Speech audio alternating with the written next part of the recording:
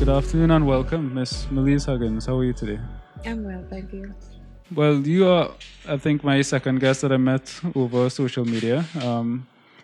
Just talking about some issues that face in Trinidad and Tobago today and recommendations on how we could fix it. Why don't you just start by introducing yourself for everybody out there so we could have an idea of who you are? Well, I am Melize Huggins. I grew up and had all my education in the US. I've had an interesting mix of education in that ranges from agriculture to public law to economics to development. I had a past career doing international development in Africa predominantly. I was based in Zimbabwe. That was on and off for 10 years. And I've been in Trinidad since 2003. And that's basically the general background. So we were talking on Facebook I think it was a couple weeks ago, about your area of study. You said you have your doctorate in public law. In applied economics, my specialty is public law and rules and regulations. Who chooses? Yes. Right. I think we were talking about who makes the decisions for our representatives because we elect these representatives into power. And what form of redress do we have if they are not making decisions in our best interest? Is there anything that we could do? Funny you should say that. Right before we started, I was on social media, and I think the group is, well, I don't remember the group right now, but someone asked, is there a way for us to govern the country without dividing the population? And I didn't get a chance to read through it. I don't know if you want to refer to it because it's actually so poignant to our discussion.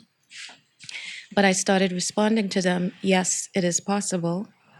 And this voting app that I conceived and I'm waiting to get prototyped does just that. It is not based on party politics or personality. It's based on questions, ideas, solutions, innovations that anyone with access to the app can submit ideas for the whole of the subscribers to respond. And the thinking is that once you have a group of people with the same idea and the same values and the same vision, they would coalesce and coordinate and mobilize to bring action. Ultimately, the goal is that citizens will take control of their country, of solutions. The complaint level would reduce because people are actually doing things to affect change in their communities. And my view is that once that happens, different politics will evolve. We may even see different types of governance. We may do away with the political parties we've known, I believe. So that's one way of dealing with it. Once you create your own independent systems of response to who shows up to lead you, response to problems or challenges that you may experience in your own private space, or that the public engages or complains about.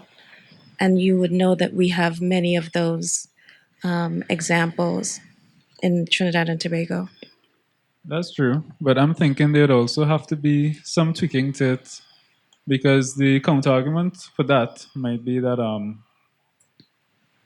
are these people qualified to make decisions for themselves? Because that is why we elect politicians, right? Because No, they're actually, supposed to be professionals and best at making these decisions. So, for instance, our economy is run mostly on oil and gas. I have no oil and gas expertise, so I would be a horrible person to make decisions based on oil and gas.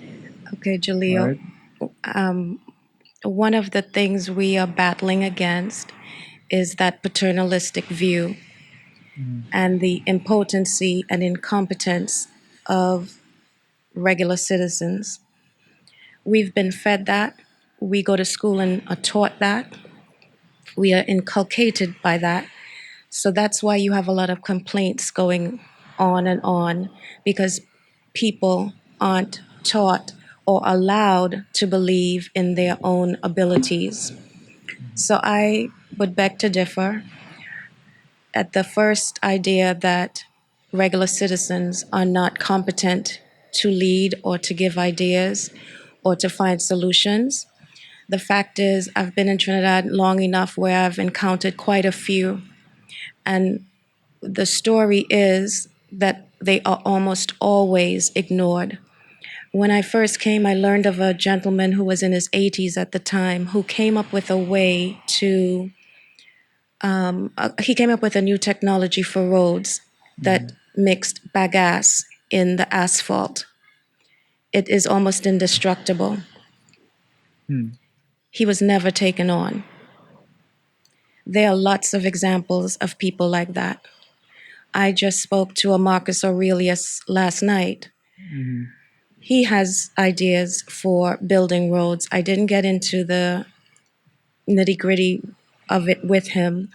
I was just talking to him mostly about how do you organize so that individuals like him could stop being thrown away and ignored. They need to have platforms where they're heard. They need platforms where they share their ideas. And I am willing to bet that once that happened, there are going to be a few people who say, yes, I was thinking the same thing. But once you think you are alone and you're floating in the wind and you have no support for your ideas or engaging someone else who's of the same mindset, you will feel that it's futile.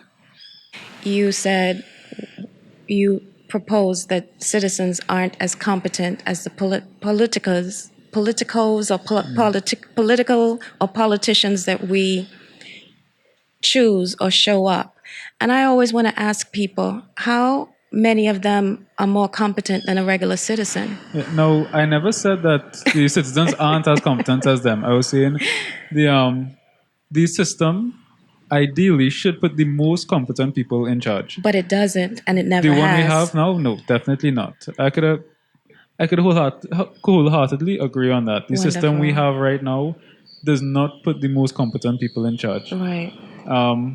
But so the system we have now is like one end of the spectrum, where I guess it's basically run on, I would say, mostly nepotism, Correct. right? That's what it's mostly run on. But at the on the other end of the spectrum, you don't want the system to be completely run by popularity. So It, you'll need to have some balance where yes, you'll need to have a way to take the input of the people, but then you'll need to have a way to at least sift through and find out, okay, which ideas actually make sense. Because I would say, again, just look at all the ordinary citizens, right? If we're talking about anything to do with oil and gas, somebody whose background is in oil and gas, I think their opinion should matter more than mine. Our opinion should not be equal because I'm not as educated as they are. So it's just to try to find a way to bring the more educated minds to the forefront. I have so many reservations on those ideas.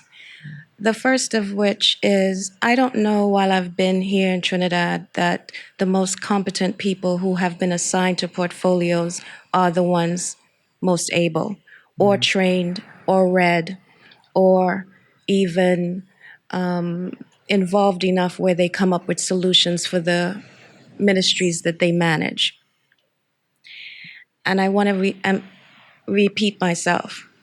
I think a big part of leadership is that you must have ideas and solutions. And I can almost not think of a single person in the 19 or so years that I've been here who has had any idea of a problem and how to resolve it and how to go about mapping the process to do so. The second part is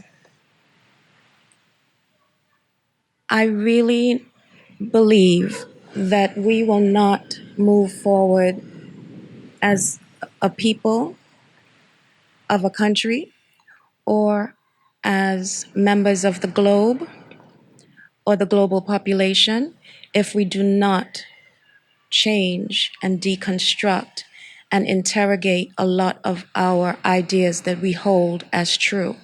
This idea that some people are more intelligent than others, to me, has been a program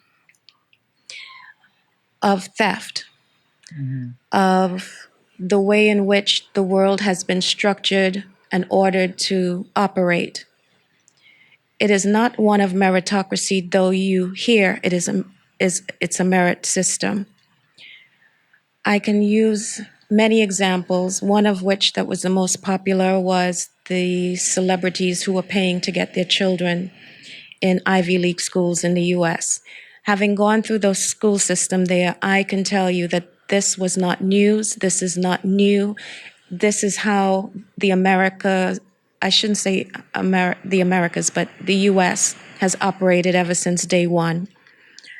There are so many organizations that are known only within them,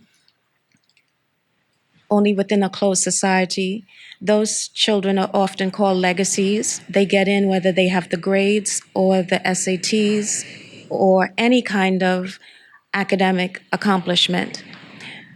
We've been sold a bag of goods, and we will never be able to build a different way of living and existing unless we come to terms with how many lies we've been told. The idea that regular common people aren't able is one of the biggest ones.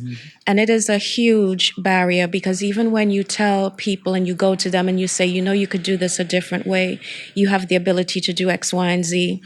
I will use the example. I was the advisor to the permanent secretary in agriculture, and I was working with the cocoa producers and farmers, and I was trying to get them to recognize that they could set up their own direct sales system from farm gate to purchasers that were largely boutique chocolatiers around the globe, usually in Europe and the US. There were even some that they sailed 18th century boats down to the Caribbean to buy the chocolate because it's not just a business that they're in, it's not just a product that they're creating, they're actually living and reliving a time. So these are people from where that was sailing, what, From 18th New York in century? from New York in particular. And nothing I said and no proof could I bring to the table could get the producers to think that they were able to deal with these people directly. It's almost like the fear factor is that huge.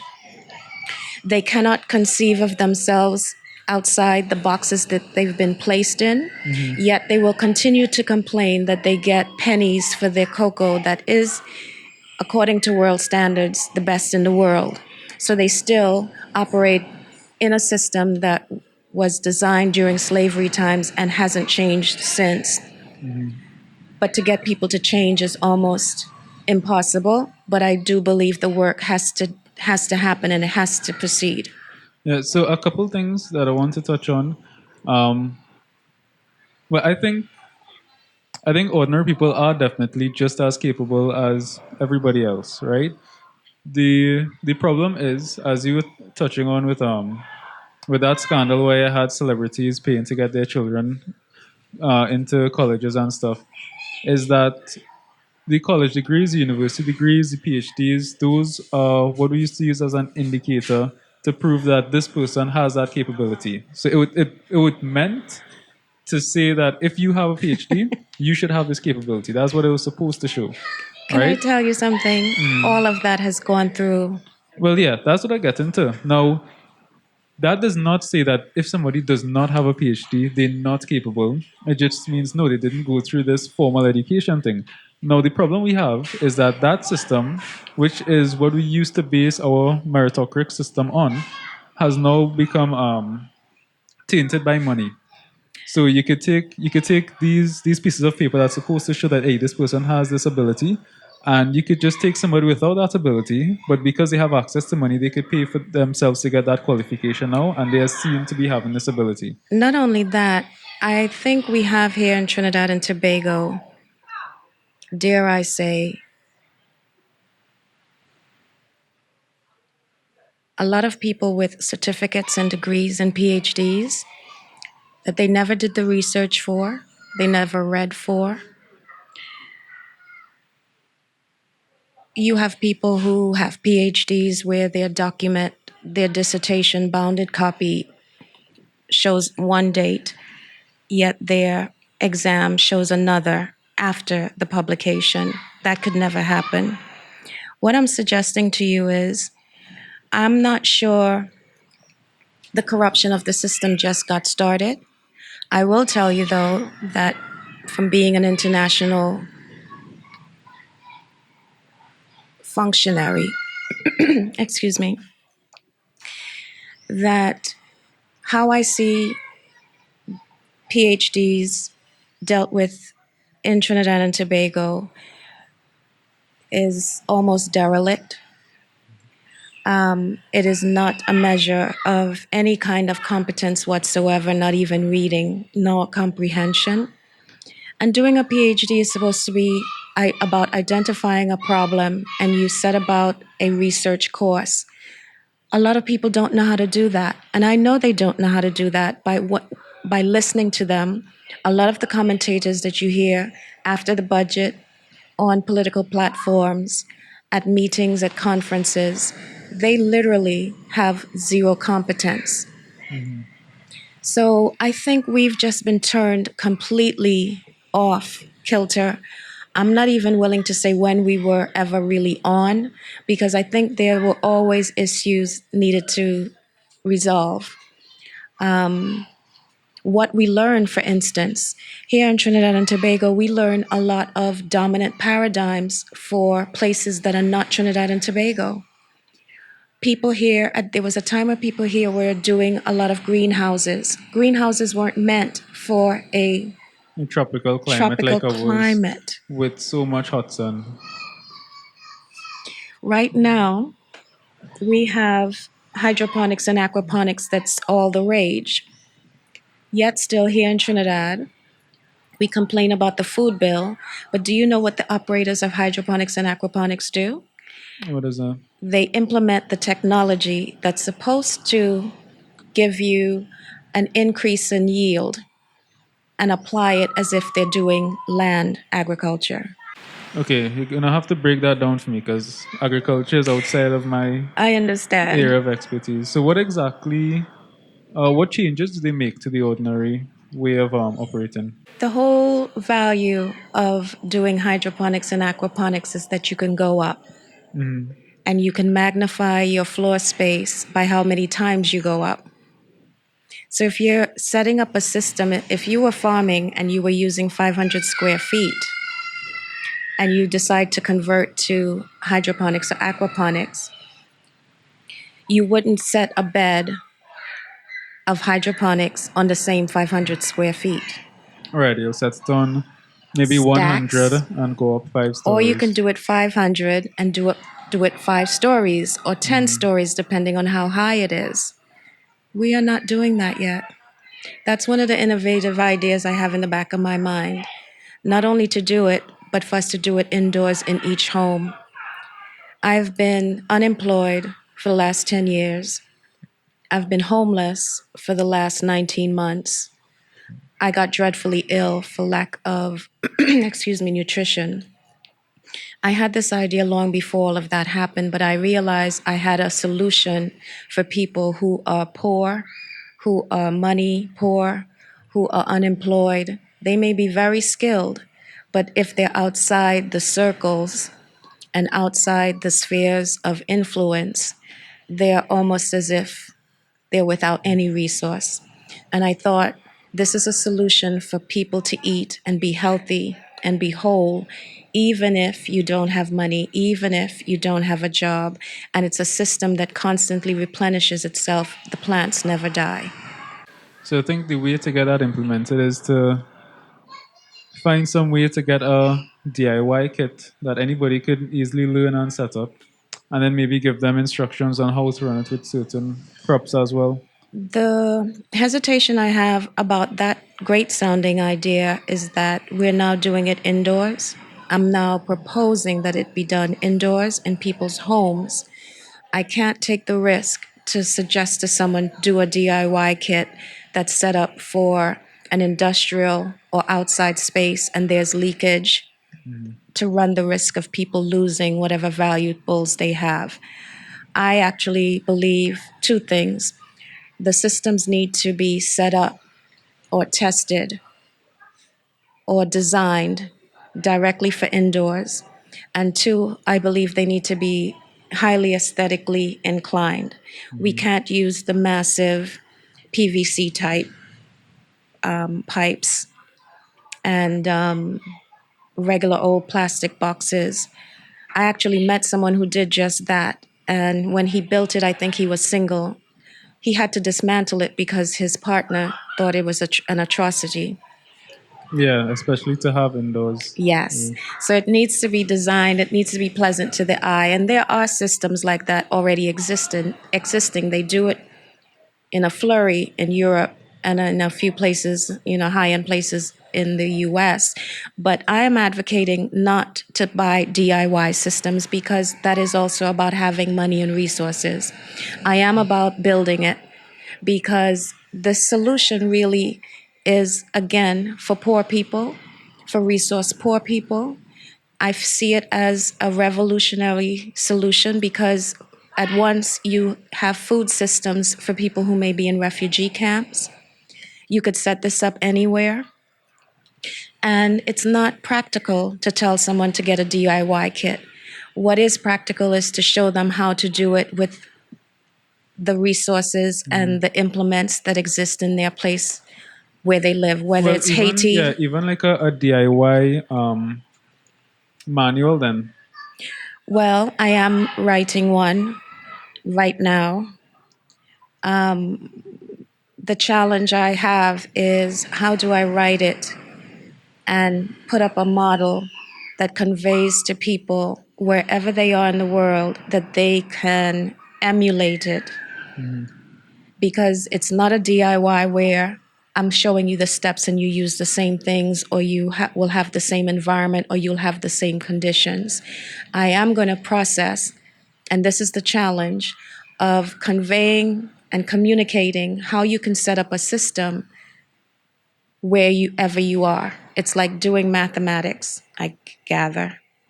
You use the same principles, but you may not use the same inputs. Okay, okay. But you'll still need to have, I guess, some how-to guides. Like if somebody just wants something easy to follow, they don't have the Yes. time to really try to read through and figure it out I haven't for yet counted themselves. the steps, but it will be like a 7 steps to an indoor hydroponic or aquaponic system in your home. I It will accompany a video, and it will accompany YouTube, and it will accompany access for them to engage me. And my prototype will be on live stream so that they could see how it's done and how they could interchange and exchange implements and Oh, inputs. that's good. Once you get that up and running, Yeah. definitely let me know because I could always throw that on my website as well Wonderful. Thank you. and promote that through there. Because I think, yeah, again, food security is something that we need Exactly. to focus on in this country, and I still find it's amazing that we have to import so much food. So we have people here that do have jobs. We have a lot of land here doing absolutely nothing, right? And we have a deficit, so where we import more food than we export. So it only makes sense from every point of view to focus on agriculture down here. It'll solve our problem with food security. It'll solve our problem with jobs, and it might hopefully slow down inflation with foods a little bit. Two things. One of the benefits of this idea that I have is that I see it as a anti-climate crisis food security system. Once it's indoors, two things happen. You don't and no longer need to use chemicals to control for bugs and exposures. So you're growing organic food. The second thing is that once it's indoors, you are also sheltered to various degrees from hurricanes and storms that decimate agricultural lands, as we've seen in Dominica and Haiti and other places, Puerto Rico. So, yes, it may still have a risk when your house completely gets demolished and blows apart, but it's still one small step in a positive direction. And I think that would work pretty good if you have a rainwater collection system with it as well. Well, I have to tell you, the system includes having solar energy for people in rural communities who don't even have electricity, or in rural communities where the electricity gets switched off. As I understand it, that's the whole of Trinidad and Tobago practically. Yeah, every now and then. Except select communities. Yeah. They mightn't really have too much problems with electricity or water. And then the funny thing is, so we had our budget reading, I think it was last week, Yeah. about a week ago, and the Ministry of Agriculture, or Agriculture was the one section that got less than $1 billion in the entire budget. I think they were actually down a couple hundred million from last year. I think last year was like 900 million. I think this year was like 700 and something million. Whoever want to check that out could check it out for themselves because I don't know the numbers offhand. But I find that's crazy. So that's one thing that we definitely need to focus on. And if I talk to absolutely anybody, I'll talk to ordinary laborers on site. I will talk to women by a bar. I will talk to a priest in church, and they'll all say the same thing. We need to focus on agriculture. That is something that our country needs. And I don't understand how we could have an entire country, could see a problem, could see a solution, and then the people that we elect to represent us just completely blind to it. Well, I that's the crux right there. I One of my pet peeves is that I say we don't really understand the world we live in. We don't understand the country we live in. We don't understand, for instance, that one, when things don't add up, we say we're confused and we don't understand. We never stop to think, what is it that we don't know? What informational piece fits the puzzle that we're not aware of? Whenever you get confused about something, it's because the pieces don't align. We don't understand that the people who have been running this country in terms of politicians have been doing the bidding of the people who really run the country behind closed doors, and not so secret behind Yeah, closed well, I doors. think everybody is aware of that right now. So, and what do? They bring restaurants and import food. So, will the government, who they sponsor and fund, ever really do anything to reduce their bill or to reduce their bottom line or to put their enterprises at risk? So, that gets to why, excuse me, I feel the need that we change the way we live as individuals and as common folk, because we cannot rely on people to do it for us. And we can't rely on the wrong people to do it for us. And the wrong people are the politicians. They're not there for us. I don't know when people will wake up throughout the globe and realize that. I think they are awake now. I think they are aware now. But I think the problem is they just don't know what to do. It's like trying to battle this sort of Huge unstoppable monster. force. Yeah. And that's why you do it piece by piece. So for me, I've taken up, well, and I didn't intend to do it. It just came to me based on one, my training, and two, just how my brain works. The two pieces I started with was food. If a family and individuals can feed themselves, there's nothing more revolutionary than that. You never are at risk for anything happening outside your home unless it's a nuclear war. But to say people can control you by your food and access to healthy food, and if anyone does the reading, there is a whole pantheon of literature about this. There are places in the US, and it happens here in Trinidad too. The food you get in certain areas, rich areas, are not the same food you get in poor areas. Um, in the States, there's almost an absolute absence of fresh green food. There's only canned foods. Poor people generally go to what is called a dollar store and buy old, packaged, processed, canned food. Nothing fresh.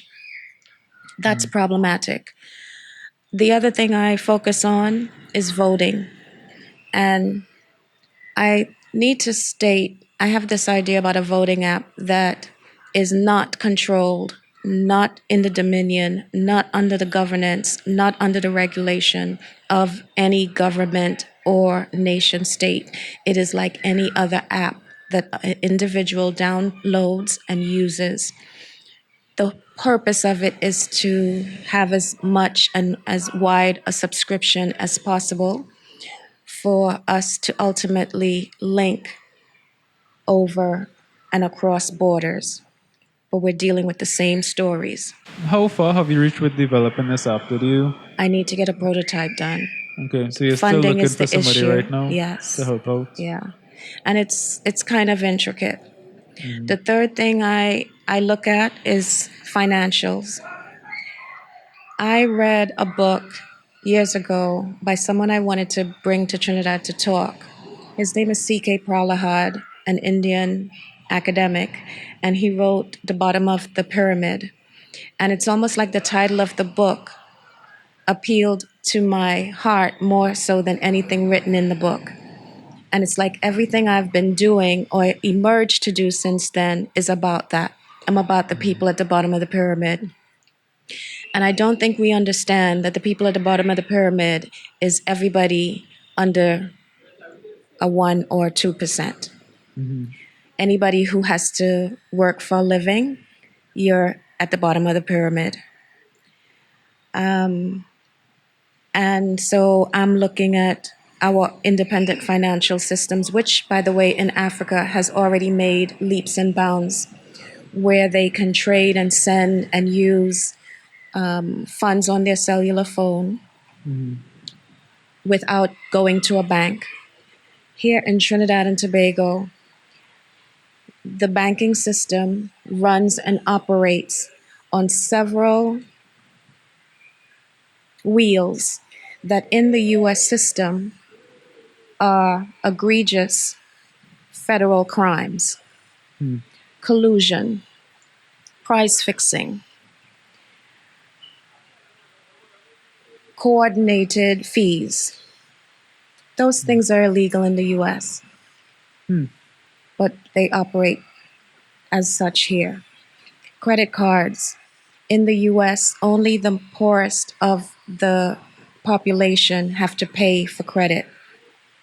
You literally have to pay to have a credit card. And most of the times, the money you pay goes in a deposit in your credit card for you to use. So it's almost really like a savings, but you have the lure of credit. Right. In Trinidad, everybody is made to pay your annual fee. I actually had a card offered to me. I never applied for it. And in the agreement to accept it, it was offered by a bank manager. I refused or asked to have the annual fee waived, and it was done for about 6 years until he retired. That should be the norm. The only card anybody, whether you're well-to-do or poor, should have to pay for is a charge card. And a charge card is different from a credit card. A charge card is like a American Express or a Diners Club card. I think most people won't even know about those cards. But those are cards that work like a credit card. You should show up at any vendor, get whatever you want. But it's not credit. It doesn't run past 30 days. In 30 days, you must pay off whatever you bought, whether it's $3 million or $3, in full in 30 days. That's a card. Oh, well, what will be the penalties if you don't pay it off by then? Your credit is immediately stopped and limited. On a charge card, you have no limit on what you can purchase. Your limit shows up the very day that you cannot pay your balance in full. But what if you don't pay your balance within those Then 30 you days? then you Then it would just frees everything? they freeze everything and then you have to pay it off, and then it's usually a negotiation, or maybe not so much negotiation, but they'll tell you what your options are and you choose. Yeah, so this book, The Bottom of the Pyramid, what was it about exactly? It was identifying our economic structure of how we as the population are stratified, and that, we think that we're better than people.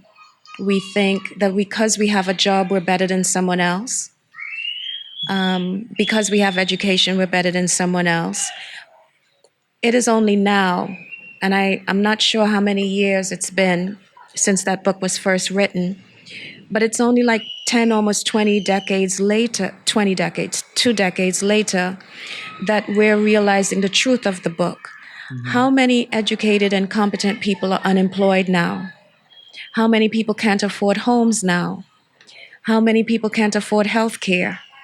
How many people can't afford to send their children to school? How many people who have challenged children that they cannot get care for? We're all at the bottom of the pyramid. It would be interesting if CK was alive now for him to redress that book and how he would alter some of his thoughts given the trajectory the world has taken. So a couple things that plays off of that. I think it's Saint Matthew's law, where I think that was like is like an old economic law. I think you could find it somewhere in the Bible or something. And basically it states like whoever has more We'll get more. will get more. Like basically the rich get richer, the And poor it's the get poorer. truth. And the problem now is I don't know. Well, I'm still pretty young, so I don't know how the world was back before I was born. But the problem with it right now is that our entire system is based to give reward for ownership and not reward for labor. That's correct. So the people that are actually doing the work, the people that are actually producing goods, that providing services, they get a pittance for what their services actually provide, for what their That is services are worth. correct. Whoever owns the company that getting that is paying them, they will get more of it. Like just like for me, example, I know for a fact that the company I work for gets paid more than I do for my job. They get paid like roughly like 1.5 to 2 times my salary. Like Right. that's what my company gets for having me as an employee. I understand that. So at the end of the day, so when you look at even in politics and thing, right? When you look at public contracts, you want to know why things are so expensive now, why all this money being wasted, and you're wondering where this money being wasted.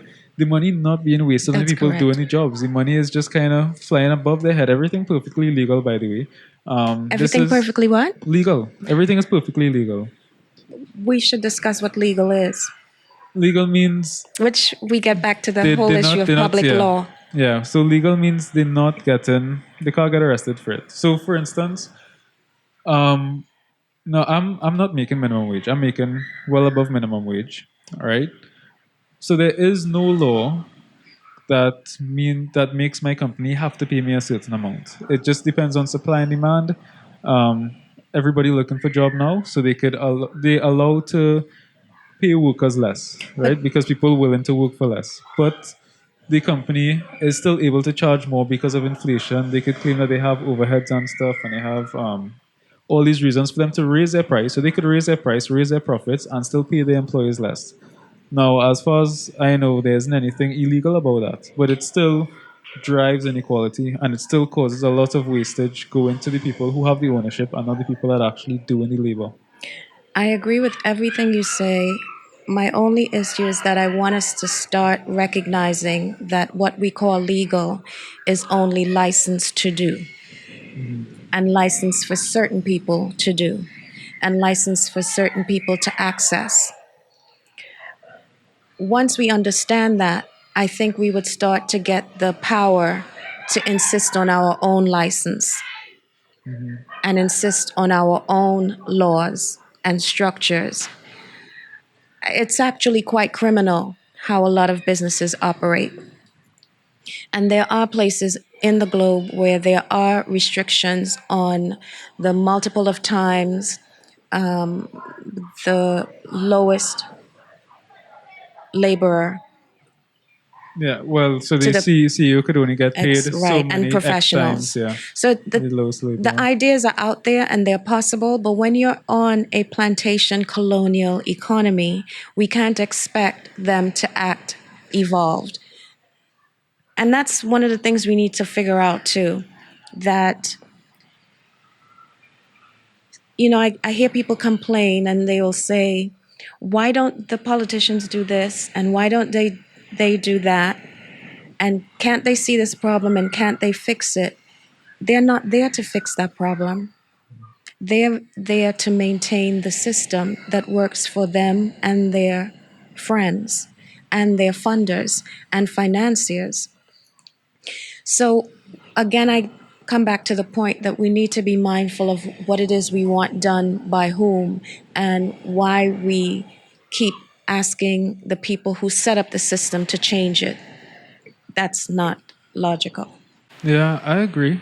Um, that's why I always say, anytime somebody tells me they are like a diehard political supporter of any party, from the time somebody tells me they support a party, and when you ask them why, like they're not supporting ideas of the party, they just, I supporting PNM as a PNM man, I supporting UNC, I'm a UNC man. I said, you need kind of man you as an idiot, right? Because as soon as you let these political parties know that they don't need to do anything for your vote, you tell them right then and there that your vote is worthless. You as a person are Exactly. worthless. That's a good point. And these politicians just love it. They just keeping it up, and they playing this racism card. Indians for UNC, blacks for PNM. But at the end of the day, when you talk to people outside of a political sphere, you realize that everybody's suffering the same way. Yeah. Everybody begging for change the same way. It have black people suffering under PNM, it have Indian people suffering under UNC, and all of them liming together. Look how much Douglas children they have coming out now. All right, so racism is a problem that's not as bad as it was, especially with the younger generations. I mean, everybody is lying with everybody now. You might still get the racist thing. I see it a little bit more on the older head side, but it's not nearly as bad as our politics would make it seem. I actually think it is as bad. It's just like white supremacy and racism in the States and in the globe and in apartheid historical countries. What has happened is that it becomes nuanced and it becomes hidden and it becomes covered in a lot of social niceties that Trinidad and Trinidadians are very expert at. I, in 2004, had an idea for a website that would host small and medium enterprise operators. I was actually contracted for BDC with BDC. They wanted to build a sector, and they wanted me to survey their SME clients to find out what services they need to grow and develop. And I did this survey, and almost all of them wanted to get on the internet, but none of them were tech savvy, knowledgeable, or competent. So I thought of a way to have them hosted on a site where their services and their company and their orders and all their financials and all their content and products and services would be managed for them. And on that website, I was going to let artists and cultural activists ride for free. I couldn't get that moving. One, because people may hire you to do a job, but they don't really want you to do the job. You're talking in public service. Well, this is a public Well, service thing. BDC was a public entity, since I was born, I've been hearing about diversifying our economy. Yes, I was This just going this to use year, that as an yeah, example. this The last budget, yeah, diversification is a story. big scam. This last budget, they say, okay, our budget is based on this price of a barrel of oil, like nothing else. So our entire economy is still based on oil and gas. But you're talking about diversifying it since I was in primary school. And you know, that's something you talked about earlier, and you used the example that you're not, our economy is an oil and gas economy, and you know nothing about oil and gas. Because I happen to have lived and worked here in Trinidad and in Nigeria, which are two oil states. And first of all, the whole oil and gas sector, I would like to suggest to people that, again, we think the people who run things are the most competent in it, and it is not the case. That's not how economics is. That's not how the real world Yeah, is. I definitely agree with that. It is really about who got the first idea to put what product or what service on the market first, and then they knew how to lock it down so that every time it's replicated, they make money off of it. Yeah, it's all ownership now. The other thing I want to say is that we undervalue how much of all human interactions and operations are hustle and is done under the table. Oil and gas, particularly oil, I can't imagine gas is much different. I stopped reading up about it when the world turned more to gas. But people quote the stock exchange and the price, global price of oil. But what I think very few people know that there's like a mafia. I call it a mafia for lack of a better term, but there are dealers who trade in oil outside the formal structure, that the formal structure is just a sham for what it is they do. And, you know, if you Google it, there are stories about how so many oil rich countries, predominantly the African and Southern Pole oil countries, have been robbed in terms of price, in terms of quality. So, how it's traded, I think that was about 2007 or 8 when that story broke, or maybe a little bit before. And that was the first time it came to bear in the public eye. But we don't understand that it's not about competence. It's about what makes the most money and what flips the most dollars and what gathers the most volume in terms of purchase and in terms of cash, not know how. It's not like things are run by common sense. I mean, if that were the case, we wouldn't be sitting here on an earth with all these natural disasters happening because we've lived in a system and we live in an idea of an economy that's about one, scarcity, and two, let's diminish and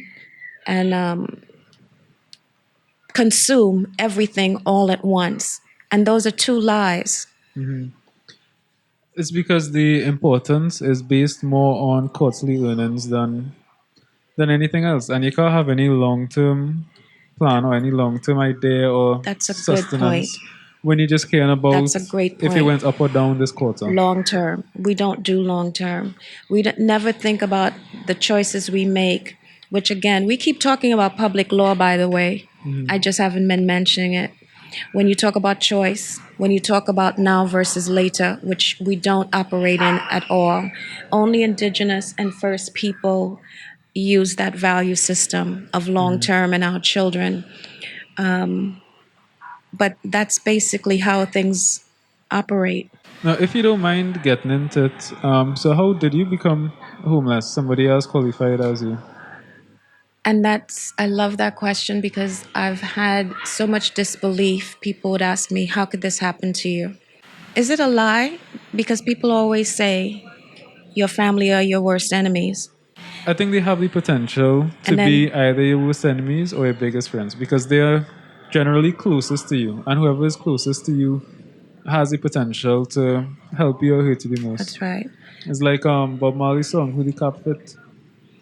And then we go back to Cain and Abel if you believe the biblical stories. But I've been unemployed for 10 years, despite my qualifications. And I think there are many reasons for that. One of which I've been told, and it's been shared with me, is that most of the people who I apply to work for, I exceed them in competence, and they don't want someone like me working for them. Two, at my level, most people are politicals. They're not independents. And it seems as though the political parties don't necessarily want an independent person nor an independent thinker in those positions. They usually. I would go as far to say as they definitely don't want that. I'm glad you said that because, I feel so hesitant to talk what I believe and what I know and what I live to have been true. But I meet so many Trinidadians that don't know how this place works. And they are astonished of my story. But I also know I'm not the only one. Since I've been home, the stories about returnees who have high degrees and unusual degrees is one constant theme. Yeah, I don't think you'll get any benefits having an unusual degree in Trinidad. Because right now, even having a, a very popular degree like medicine, people having problems getting jobs in medicine. Very well. So with and a it's degree, not unique at all. The thing is, it's unique because no one else has done it. Imagine we're a third world developing country, and there's not a development department at UWI. And I'm not saying I'm not going to relate. I'm stumbling upon myself because I'm remembering that whole activism about developing a critical thinking department or unit or something. Absurd. If you're Could you doing, teach critical thinking? that's what I'm getting ready to say. If you are doing proper education, it is in critical thinking mode. You can't separate knowledge and information and education and training from critical thinking. But do you know why we're doing it in Trinidad and Tobago? What is that? Because we have an education system here, not on knowledge, not on training, not on developing knowledge, not on evolving knowledge, not on transformation, but on what? Rote knowledge. Following instructions. It is why, and that's a second point, following instructions, being obedient, and following authority, which is why you have people with all these degrees in this country. Why is the country still in the state that it's in? Why doesn't everybody have water and electricity 24 hours a day? Basic things. It's funny you say that, right? Because when I was studying engineering in UE, I actually failed an exam because there was one question. So we had 4 questions. I know what you're going to say. Yeah, each question was 20 marks. And they had one question where I figured it out. I got the right answer, but I used the wrong method to figure out the answer. And because I read a different topic and I saw, well, there's an easier way to get these results. So I was like, well, if you want me to solve this problem, I'll just solve it in this easier way that I learned for myself. Jaleel, 0 marks. You are talking everything about critical thinking. You're integrating knowledge across fields. We don't do that here. You are using different principles from different fields to integrate and apply in new areas. We don't do that here. And then 3, you thought through the question and the problem. We are not taught that here. We are taught you do these steps, you follow these instructions, you copy this answer, and you repeat this answer. Excuse me, it's why you have teachers teaching the same curriculum for the last 10 years or 30 years. It's why I was asked to lecture in agriculture, and I literally was given texts from 1960 something. And this was in 2000 something, early 2000, before 2010, I think. So I actually used after I finished my degree in UE, I spent some time teaching after school lessons. And honestly, like my favorite students were the ones that would ask the questions about the subjects. I used to teach physics. So the students that would ask, Physics. that would ask stupid physics questions. Like you're teaching one topic and it just come It's like out of nowhere with some weird questions. But it's still physics. I still love that because it shows that, listen, they thinking somewhere else. I don't know where they're thinking. But at least they're thinking, they're not just sitting down, writing down stuff, you know? But physics, do we realize how prevalent physics is and mathematics? That Maths is in everything everything, yeah. is mathematics. When we talk about something being out of balance or not figuring out, it is because everything is supposed to equate the left side to the right. Everything is an equation. Everything is a proof, is how you get to truth. And physics is, it's like the clouds move, the wind blows, the waves bounce through physics. Physics even impacts religion and spirituality, but most people wouldn't understand that, but it does. And then that's our next good topic to talk about. Because if we look at religion, hey, the way religion is taught, our biggest religions, well, I wouldn't talk about Hinduism, but if you look at not that versed in Islam, right? But I was brought up in as a Roman Catholic, and the way it's taught is very strict in Trinidad. You know, it's like you have Listen, to you have to follow these rules, otherwise it's either hell or heaven listen or to hell you go me. into. Religion, we don't understand the extent to which the 100% it has influenced the world we live in.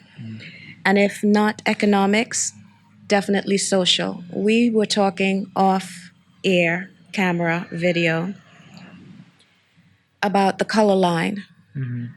And the original Madonnas are not white and pink skinned, they are African and black skinned.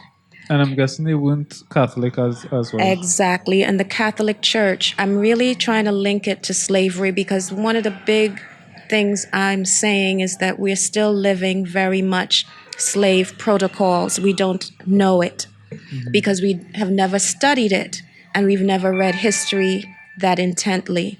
But slavery protocols, the Catholic Church, colonialism, Christianity, all are entangled and intertwined, and it's almost impossible to pull them apart. I think of ways of how do you get around that, and only yesterday did it occur to me that religion, if they are supposed to get legitimate even after all this time, I'm trying to work with the reality of people believing in something that is a detriment to them, I think, humbly speaking. And so I start from where they are. And I think the only way to do that is if religion starts solving problems. So instead of you going to a church and you're just filling the pockets of the pastor, what and how is that leadership helping the congregation figure out what problems exist in the pews, in the people who go to that church, in their community, in their village, and how do you all organize yourselves to essentially attack and resolve those issues, not pacifying, but real change. And I say that because there's a gentleman by the name of Michael White, and he started doing research and came up with how protests are now futile. And I actually agree with him. My dissertation, by the way, was on protest theory and Okay. social mobilization. So why are protests futile now? Well, it comes back to something I read a long time ago that I've never been able to find again. And it is that protest in an economic system are the ways to pacify people who are aggrieved. So if I let you protest, I make you feel that I'm listening to you. Right, and you give me an outlet to get that energy out of my system. Yeah, that actually makes a lot of sense. And what happens after a protest? You go back to business as usual. Yeah. So we need to understand. I'm envisioning a map in my head right now that's like an engine. And the engine, doesn't an engine, a literal engine, have meters and systems by which the energy that is overbearing gets released? And it's only by doing that that the same engine is allowed to keep working and functioning. You know what is so funny? This guy Watson, he got charged for sedition, and at the same time, while they're having talks about this sedition law being, antiquated and only there to control people, they still went ahead and charged him for it. So it's like on one hand we say now we have to change this law, on the other hand we saying while it here, we're gonna use it to hold you back, I'm right? glad you saw that. And the funniest thing is that what is the point of how could a protest ever give you any results if you have sedition as a law? Because you cannot have any successful protest without sedition. Not only sedition, think of all the other means by which protest is capped so that it never reaches to fruition to bring around change. You have to ask for permission.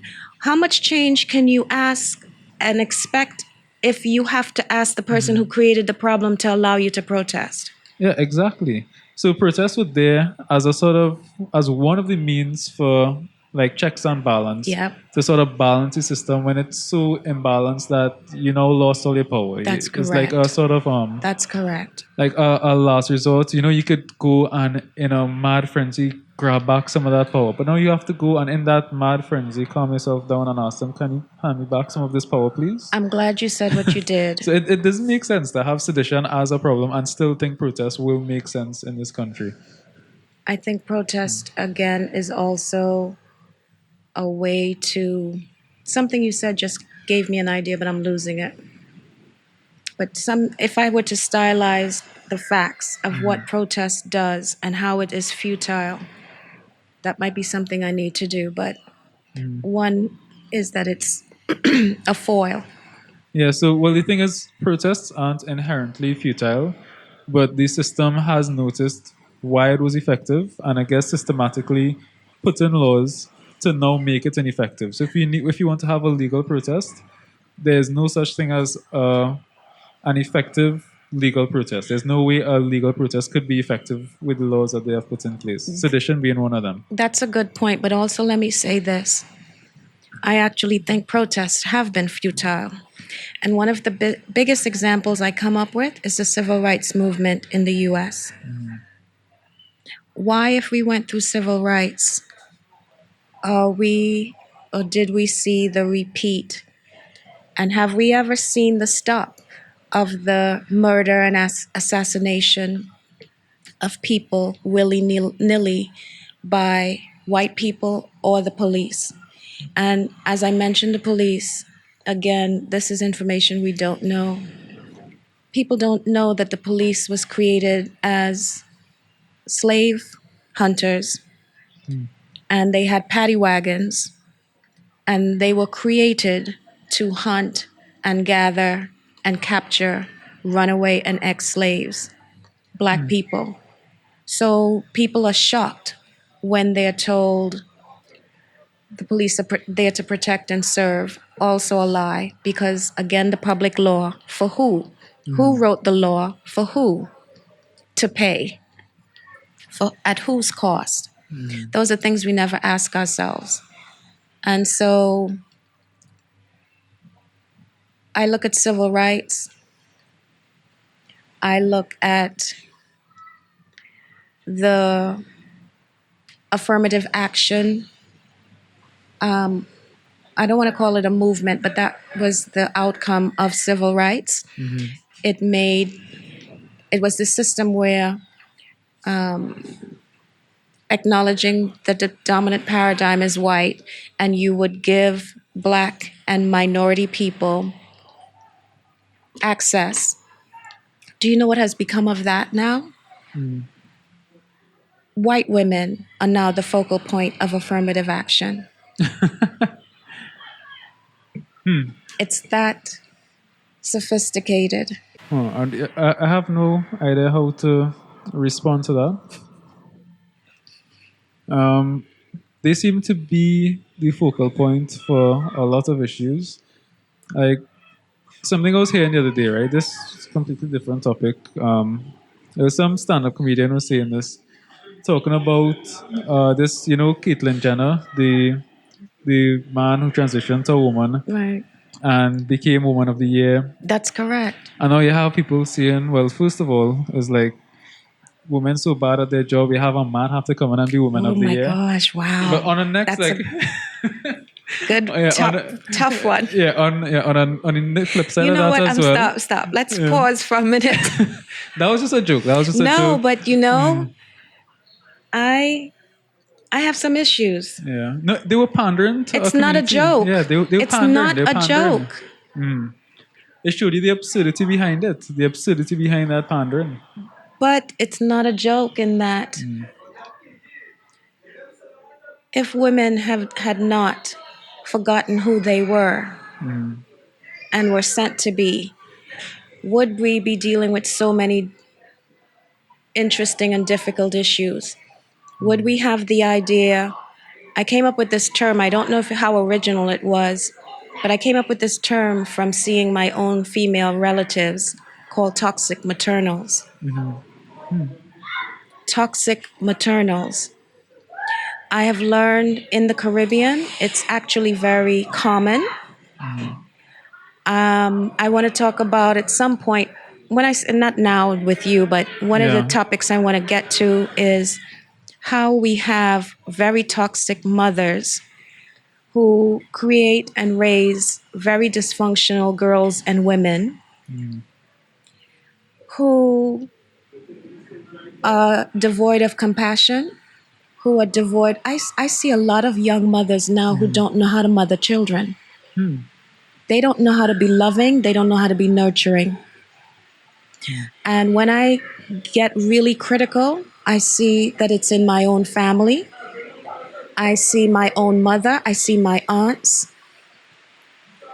I see that with their own daughters, they had to step in to raise their grandchildren because their daughters did not know how to raise them. And I had to ask the question, how is that possible? You know why it's possible? Because that prior generation didn't raise their girl children.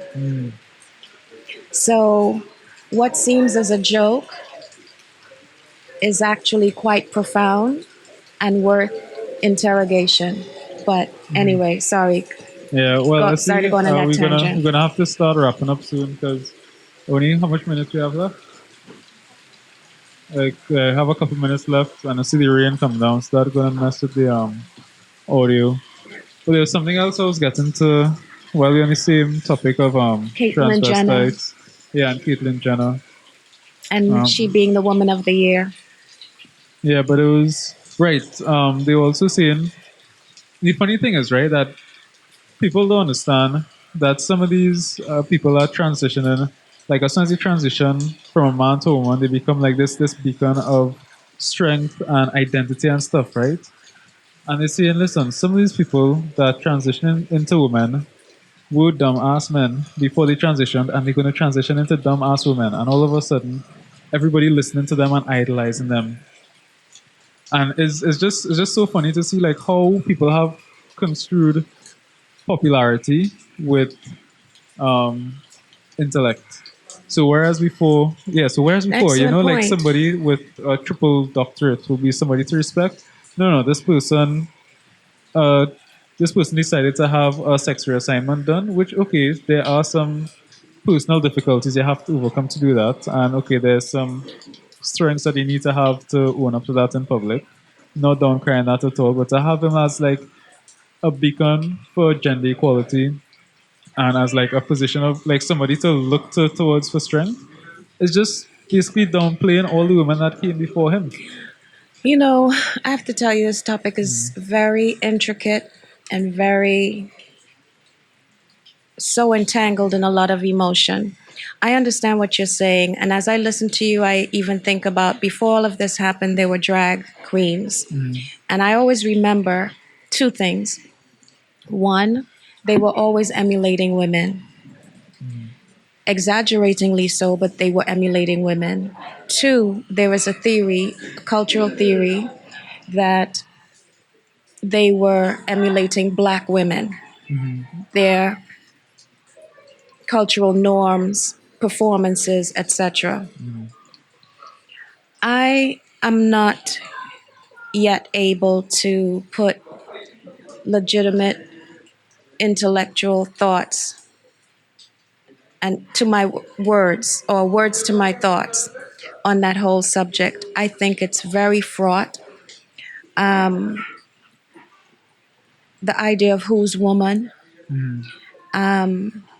And I just have chosen to let people who are walking that journey talk for themselves. But it's the same way I, as a Black woman, have gone through so much in life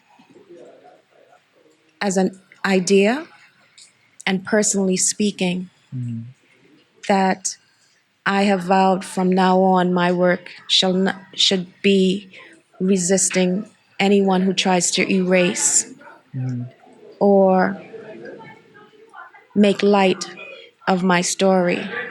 And I think it's important for you as a black woman to have a black woman representing your story, to represent your side of things, right?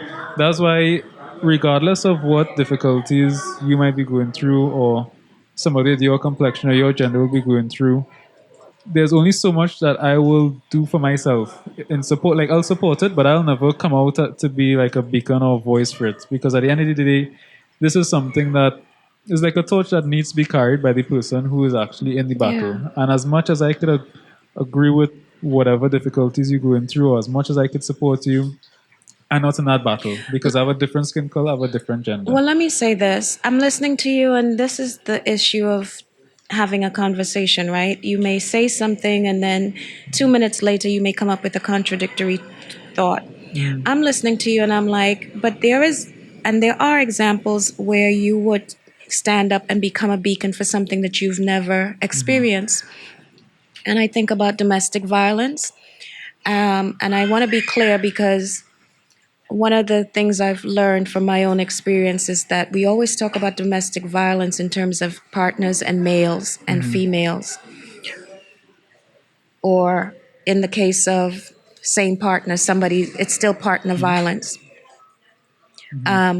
But you, as a man, you could stand up for other men and instruct them this behavior is unacceptable.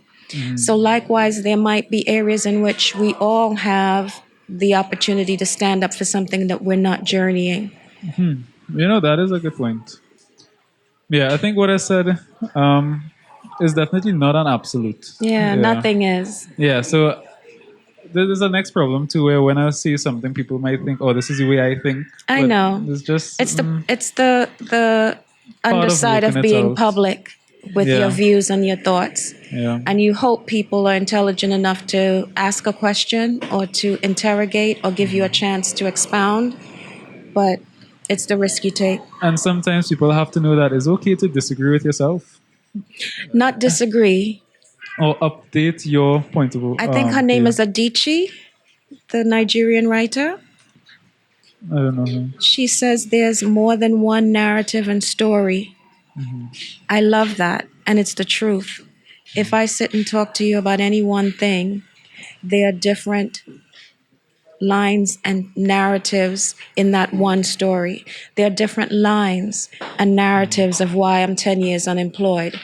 There are different lines and narratives of how it is my family was able to illegally eject me, raid my property, keep like $2 million worth of jewelry, keep all my art that I filled a house with, a huge house, my library, my life work of writings. There are multiple lines of every story. There's never one. So it's not that you're disagreeing, you're talking different lines. Wow, that's a good way to look at it. All right. Well, I think unfortunately, yeah, running out of space to record. So, hopefully next time I could, I guess, drive for 6 hours. We could do this again. And this has definitely been enjoyable. I'm glad I took the time out to do it. I am so So impressed happy with to meet you you. that you've come out to meet me and Yeah, talk. I try to make this as inclusive as possible, Thank you. to get people from all over. Thank you, thank you. Well, I, And you know what I'd like to say still on camera? I have people who you should go talk to. Well, send me their contact I will. information. We'll definitely keep in touch. Okay, cool. All right, take Thank you. care. All right, bye everyone.